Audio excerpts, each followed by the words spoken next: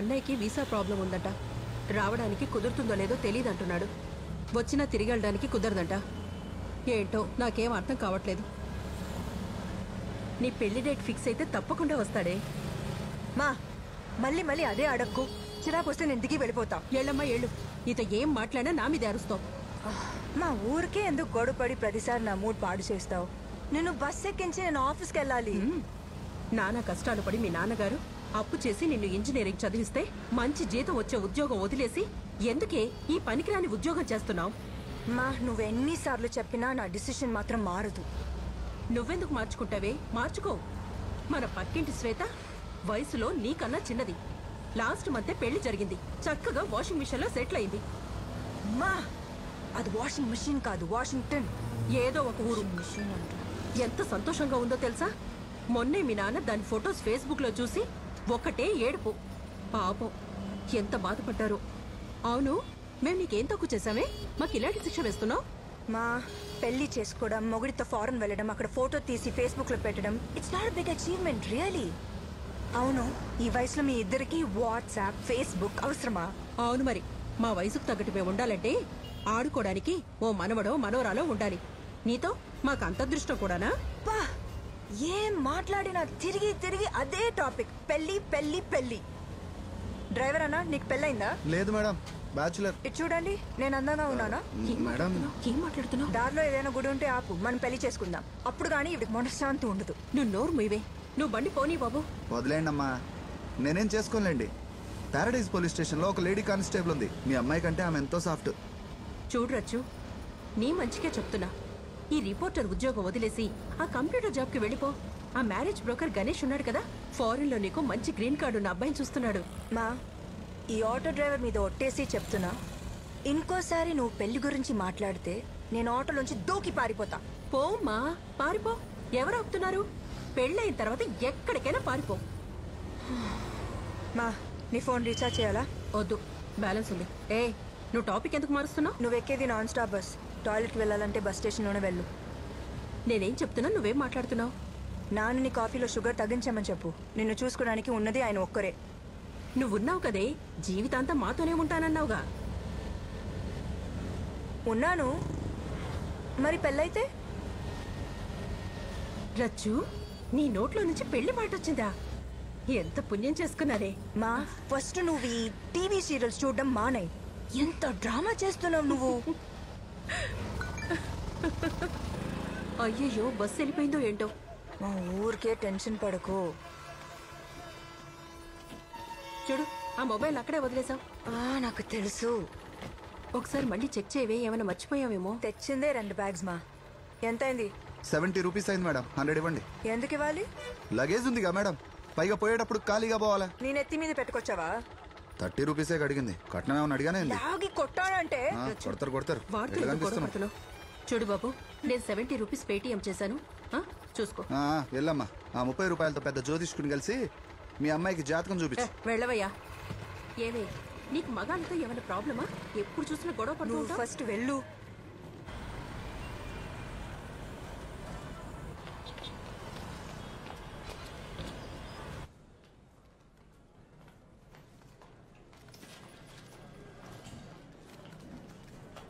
Hi దివ్య. Hi, ఏంటి అందరు ఇంటికి వెళ్ళిపోయే టైంకి వచ్చావు? మధ్యాహ్నం లాంగ్ లంచా? లంచ్ అస్సలు తినలేదు, ఆకలిస్తుంది. అవునా? బస్ ఎక్కించి వచ్చాను. ఏంటిది? Office annual party this Friday. నువ్వు వస్తున్నావు కదా? Of course not. I hate lights and noise. హాయిగా ఇంటికి వెళ్ళి పడుకుంటా. మేడం, ఎడిటర్ గారు పిలుస్తున్నారు, అర్జెంట్ అంటున్నారు. హలో సార్, నేను సుందర్, సిఏ ఆఫీస్ నుంచి. సార్, మీరు చెప్పిన పనులు అయిపోయినాయి. రిటర్న్స్ కూడా ఫైల్ చేశాను సార్. ఏది సార్? ఓ, అదొకటి మర్చిపోయాను సార్. నేను రేపు మార్నింగ్ చేయొచ్చా? అంటే నేను ఆల్రెడీ బయలుదేరిపోయాను సార్. అంటే అలాగా. సరే సార్, నేను తిరిగి వెళ్తాను. నేను ఈరోజు ఫినిష్ చేస్తాను.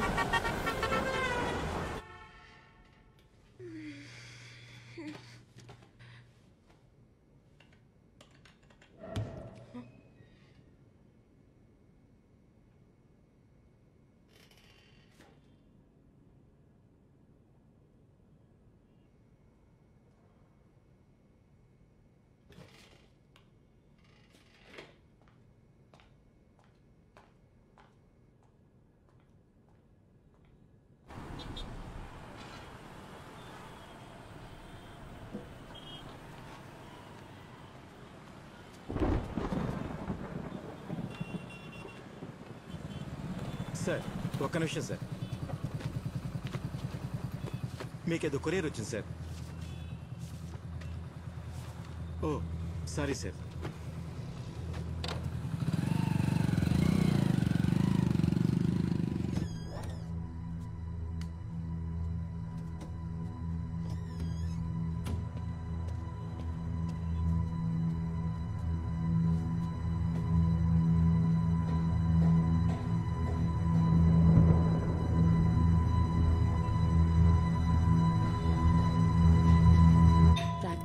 హే డాడీ వచ్చాడు. కార్తీ ఏయ్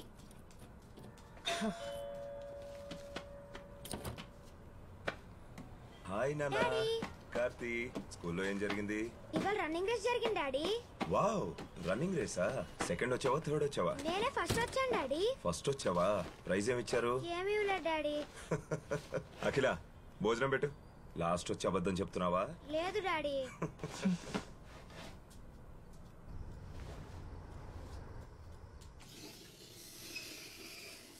కార్తీ స్లేట్ పక్కన పెట్టి ముందు తిను. No no no. కార్తీకి ఒక మంచి డే కేర్ సెంటర్ చూశాను. నెక్స్ట్ వీక్ జాయిన్ చేద్దాం. నీకోసారి చెప్తే అర్థం కదా. డే కేర్ వద్దు, ఏమవుతుంది. వీడిని డే కేర్ సెంటర్ లో జాయిన్ చేస్తే మీకేంటి ప్రాబ్లం? ఇంకెన్ని రోజులు ఇలా పనులు మానుకుని ఇంట్లో కూర్చోవాలి? సంపాదించడానికి నేనున్నాను, నువ్వేం కష్టపడక్కర్లేదు. కార్తీ పుట్టక ముందు నాకు ఒక కెరియర్ ఉండేది. ఇప్పుడు అవన్నీ మానేసుకుని ఇంట్లో కూర్చోవడం నా వల్ల కాదు. అంతగా కావాలంటే మీరు మీ పని మానేసుకుని ఇంట్లో కూర్చుని మీ కొడుకుని చూసుకోండి, అప్పుడు బాగుంటుంది. నేను ఆల్రెడీ టెన్షన్ లో ఉన్నాను. కొంచెం ప్రశాంతంగా తినేస్తావా? కెరీరే ముఖ్యం అనుకుంటే పెళ్ళెందుకు చేసుకున్నావు, పిల్లాన్ని ఎందుకు కన్నావు? అది కాదండి, నేను చెప్పేది ఒక్కసారి హే కార్తీ, నీ ఫ్రెండ్ అన్నా? అవును, పేరెంట్స్ తో కలిసి టూర్కి వెళ్ళాడు కదా, ఫేస్బుక్ లో ఫొటోస్ పెట్టాడు. రేయ్, మనం వెళ్దామా? నవ్వింది చాలు, పద. అమ్మా పద. డాడీ ఏయ్. చూడు డాడీ. అఖిల,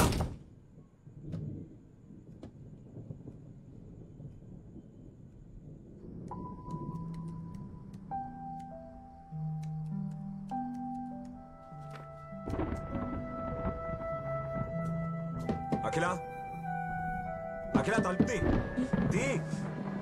తీయవా? రేపు పొద్దున్నే బయటకు వస్తావుగా, అప్పుడు చెప్తాను నీ సంగతి.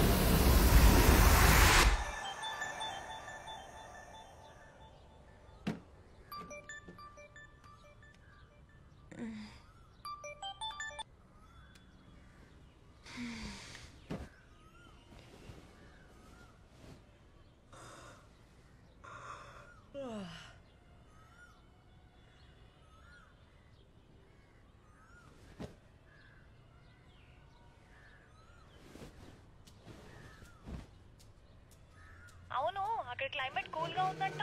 నువ్వేమో ఒక్కదానివే ఉన్నావు. ఏంటే, ఫుల్ ఎంజాయ్ చేస్తున్నావా? అవునవును, నీ బాయ్ ఫ్రెండ్స్ ఉన్నారుగా, ఉంటే వాళ్ళతో ఫుల్ ఎంజాయ్మెంట్. చెప్పలేదా? అబ్బా చా, నీకంత సీన్ లేదులే గానీ. అవును, నీ ఆఫీస్ క్రష్ ఏమైంది? Any further development? అది అలానే ఉంది. నాతో మాట్లాడడానికే భయపడుతున్నాడు. క్రైమ్ రిపోర్టర్గా ఏం పని చేస్తాడో ఏంటో. సరే, నువ్వు పని చేయి. మళ్ళీ ఇంకో పనా? అబ్బా చెప్పేది పూర్తిగా విను. నా రూమ్ లో రెడ్ కలర్ టాప్ ఉంది, లక్కీ టాప్. అది వేసుకొని ఆఫీస్కి వెళ్ళు 100% సక్సెస్ అవుతావు.